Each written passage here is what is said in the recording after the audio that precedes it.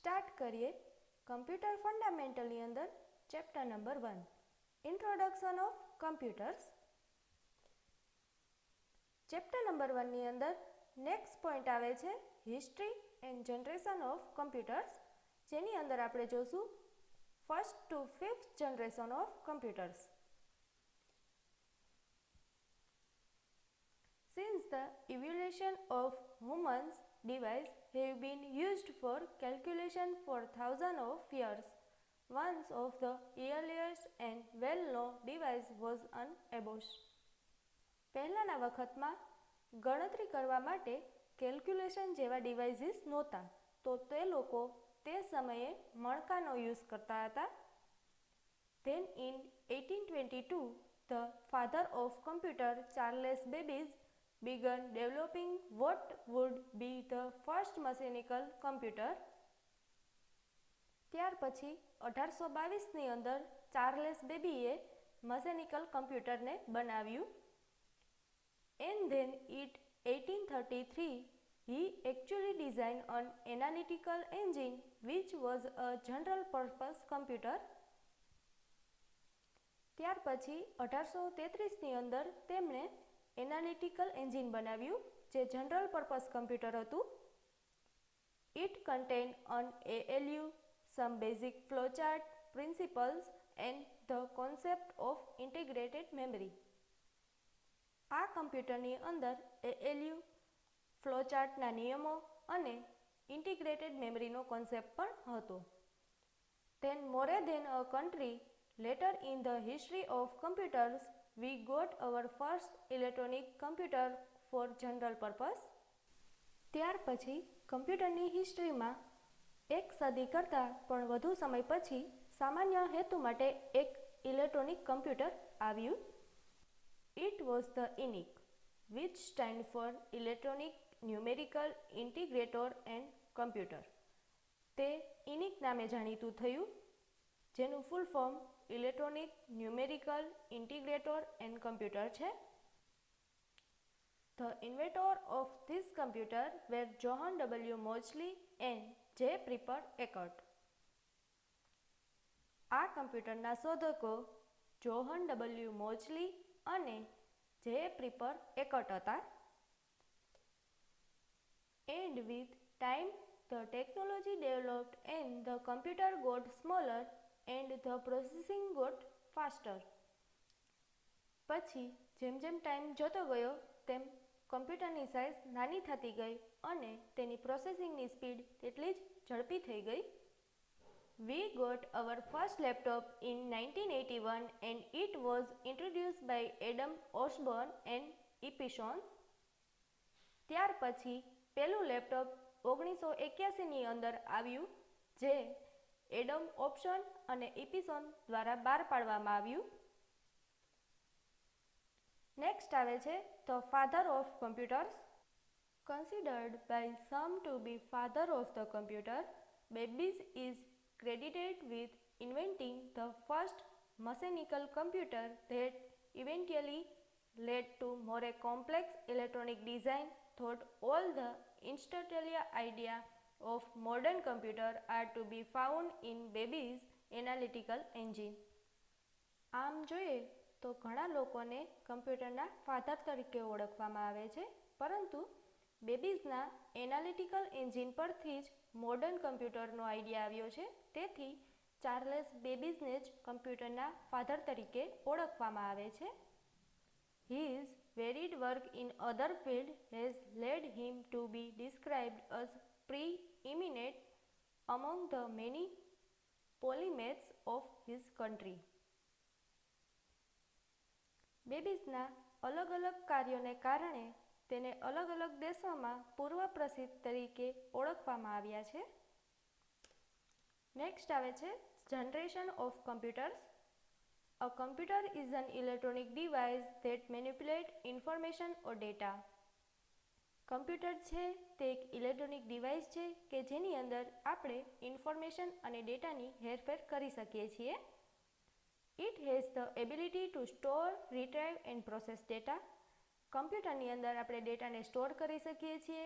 Retrieve it means store કરેલો data પાછો મેળવી શકીએ છીએ. And process it means store કરેલા ડેટા પર પ્રોસેસ પણ કરી શકીએ છીએ.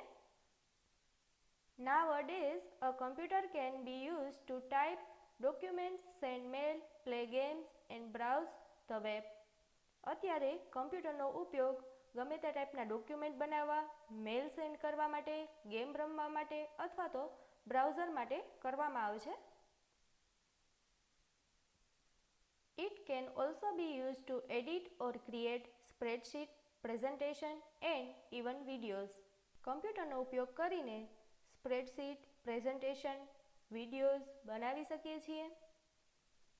But the evolution of this complex system started around 1940s with the first generation of computer and evolving ever since. પરંતુ પહેલી કમ્પ્યુટરની જનરેશન છે તે 1940થી ચાલુ થઈ હતી. હવે આવે છે ફર્સ્ટ જનરેશન. ફર્સ્ટ જનરેશનના કમ્પ્યુટરનો સમયગાળો 1940થી લઈને 1956 સુધીનો હતો. The first computer system used vacuum tube for circuit and magnetic dumps for memory. પહેલા કમ્પ્યુટરની અંદર સર્કિટની અંદર વેક્યુમ ટ્યુબ અને મેમરી માટે મેજેન્ટિક ડમ્પ્સનો યુઝ કરવામાં આવતો હતો. And were often enormous taking up entire room. પહેલું કમ્પ્યુટર છે તે આખા રૂમની અંદર સમાઈ શકે તેટલી સાઇઝનું હતું.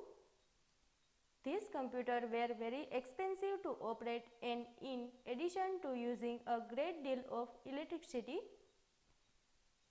આ કમ્પ્યુટર છે તેને ચલાવવું ખૂબ જ ખર્ચાળ હતું અને તે વધારે પડતા ઇલેક્ટ્રિસિટીનો યુઝ કરતું હતું. The first computer generate a lot of heat which was often the cause of malfunction. આ કમ્પ્યુટર છે તે વધારે પડતી ગરમી ઉત્પન્ન કરતું હતું અને તે એક સમસ્યા બની ગઈ હતી. First generation computer relied on machine language, the lowest level programming language understood by computers. આ કમ્પ્યુટર છે તે લોઅર લેવલની પ્રોગ્રામિંગ લેંગ્વેજ સમજી શકતું હતું. To perform operation and they could only solve one problem at a time. આ computer છે તે એક ટાઈમે એક જ ઓપરેશન પરફોર્મ કરી શકે છે. It would take operator day or even weeks to set up a new problem. આ કમ્પ્યુટરની અંદર નવી સમસ્યાઓ સોલ્વ કરવામાં એક દિવસ કે વધારે પડતા દિવસનો સમય લાગતો હતો. Input was based on punch card and paper tape. Input છે તે પંચ કાર્ડ અને પેપર ટેપ પર આધાર રાખતું હતું. And output was display on print out. અને આઉટપુટ છે તે સ્ક્રીનની અંદર પ્રિન્ટ થઈને ડિસ્પ્લે થતું હતું. The UNIVAC and ENIAC computer are example of first generation computing devices. UNIVAC અને ઇનિક છે તે પહેલી જનરેશનના કમ્પ્યુટર છે. The Univas was the first commercial computer delivered to a business client.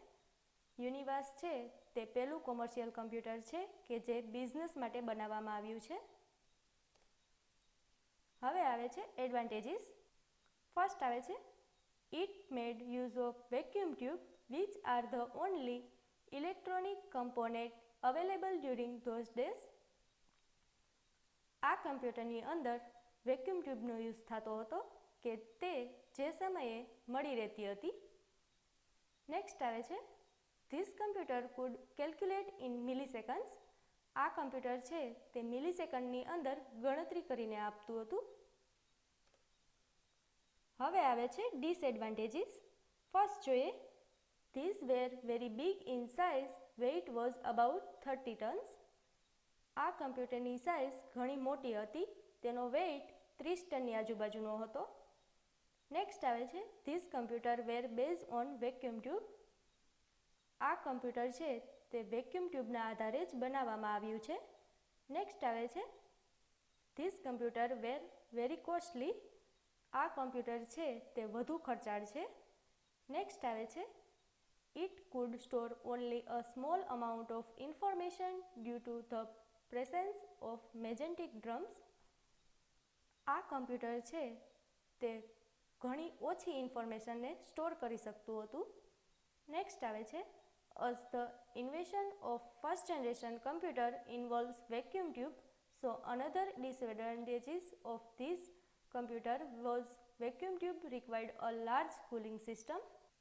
આ કમ્પ્યુટરની અંદર વેક્યુમ ટ્યુબનો યુઝ કરવામાં આવતો હતો.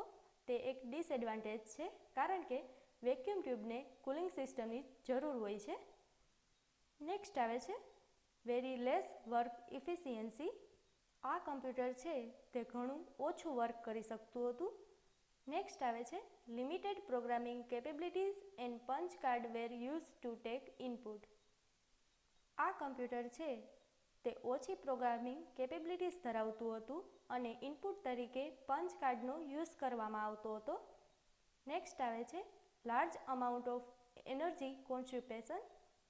આ કમ્પ્યુટરને વધારે પડતી એનર્જીની જરૂર રહેતી હતી. નેક્સ્ટ આવે છે not reliable and constant maintenance is required. આ કમ્પ્યુટરને હેરવી ફેરવી શકાય તેમ નહોતું અને તેને મેન્ટેન કરવું પણ અઘરું હતું. હવે આવે છે સેકન્ડ જનરેશન. સેકન્ડ જનરેશનના કમ્પ્યુટરનો સમયગાળો 1956થી લઈને 1963 સુધીનો હતો. The world would see transistor replace vacuum tube in the second generation of computer. Second જનરેશનના કમ્પ્યુટરની અંદર વેક્યુમ ટ્યુબની જગ્યાએ ટ્રાન્ઝિસ્ટરનો યુઝ કરવામાં આવતો હતો. The transistor was invented at Bell Labs in 1947. Transistor છે તે બેલ લેબની અંદર 1947ની અંદર બનાવવામાં આવ્યું હતું. But did not see widespread use in computer until the late 1950s. પરંતુ 1950 સુધી આ કમ્પ્યુટર વધારે પડતું યુઝમાં લેવામાં આવતું ન હતું. The transistor was far superior to the vacuum tube, allowing computer to become smaller, faster, cheaper, more energy efficient and more reliable than their first generation of predecessor. પહેલી જનરેશન કરતાં સેકન્ડ જનરેશનની અંદર ટ્રાન્ઝિસ્ટરનો use કરવાથી કમ્પ્યુટરની size ઘણી નાની થઈ ગઈ હતી અને તે ખૂબ જ ઝડપથી અને એનર્જી સાથે વર્ક કરી શકતું હતું. Though the transistor still generate a great deal of heat that subjected the computer to damage, it was a vast improvement over the vacuum tube. Vacuum ટ્યુબની જગ્યાએ ટ્રાન્ઝિસ્ટરનો યુઝ કરવાથી તેની ગરમીમાં પણ ઘણો ફેર પડ્યો હતો. તેના લીધે કમ્પ્યુટર ઓછું ડેમેજ થતું હતું. Second generation computer still relied on punch card for input and print out for output. Second જનરેશનના કમ્પ્યુટરની અંદર ઇનપુટ માટે પંચ કાર્ડનો અને આઉટપુટ માટે પ્રિન્ટ આઉટનો યુઝ કરવામાં આવતો હતો. From binary to assembly. Second generation computer moved from cryptic binary machine language to symbolic or assembly language, which allowed programmer to specify instruction in word.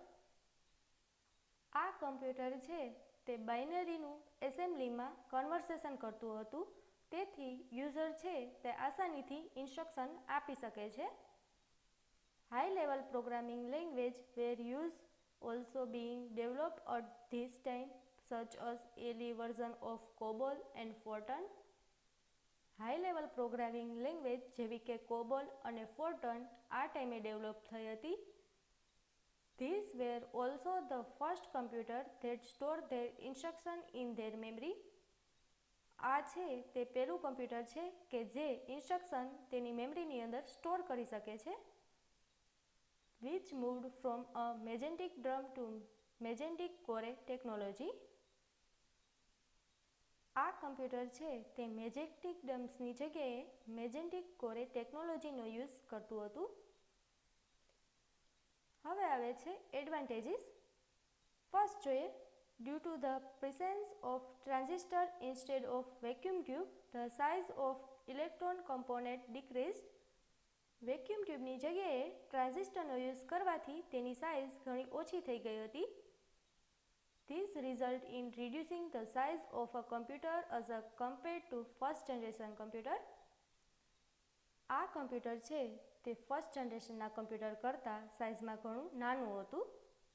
Next આવે છે less energy and not produce as much heat as the first generation.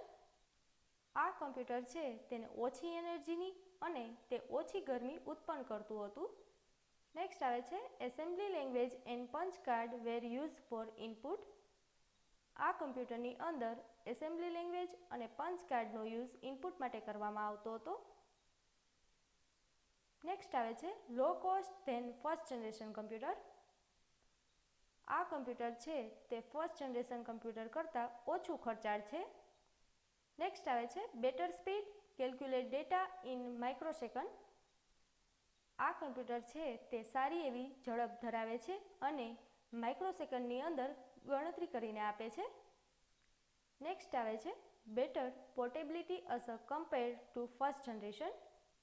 આ computer છે તે first generation કરતાં નાની સાઇઝનું હતું, તેથી તેને ફેરવી શકાય તેમ હતું.